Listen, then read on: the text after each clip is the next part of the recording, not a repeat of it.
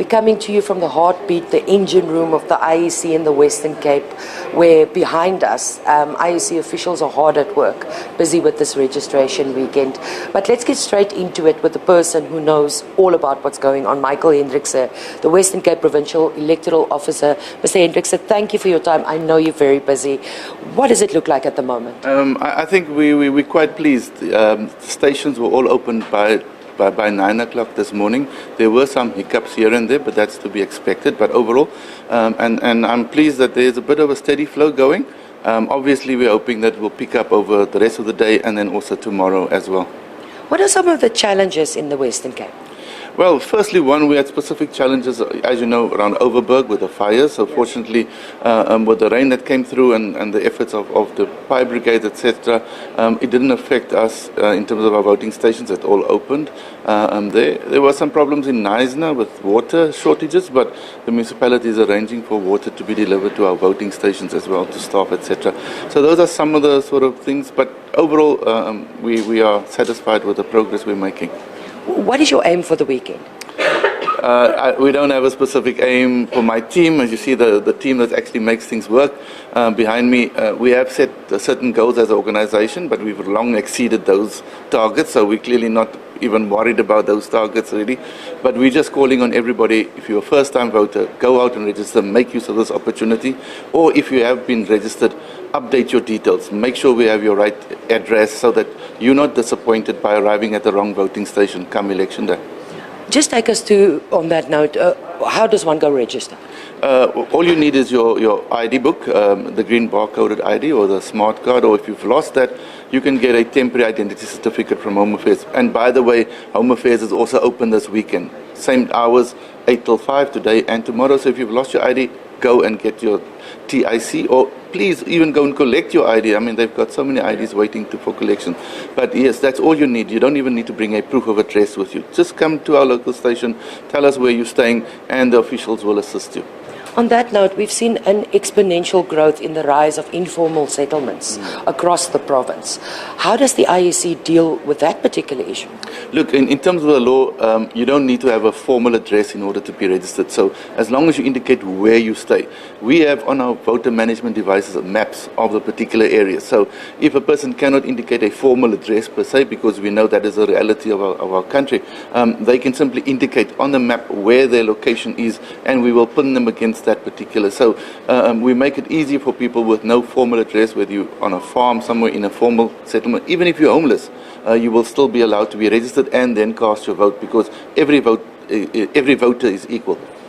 With this election, how are people going to vote? It's not like the municipal elections where you have to necessarily vote where you stay. How will it work on the day? Well, primarily you still vote where you're registered. That is the rule. You always vote where you're registered.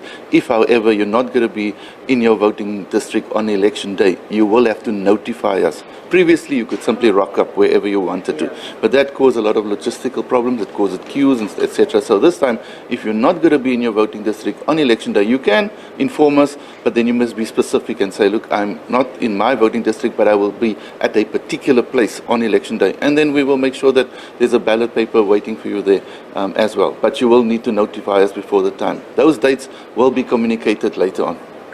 As the IEC, you have your pulse on what demographics and everything look like. So speaking about those informal settlements, have you seen an increase in people that registered in areas that were not there before?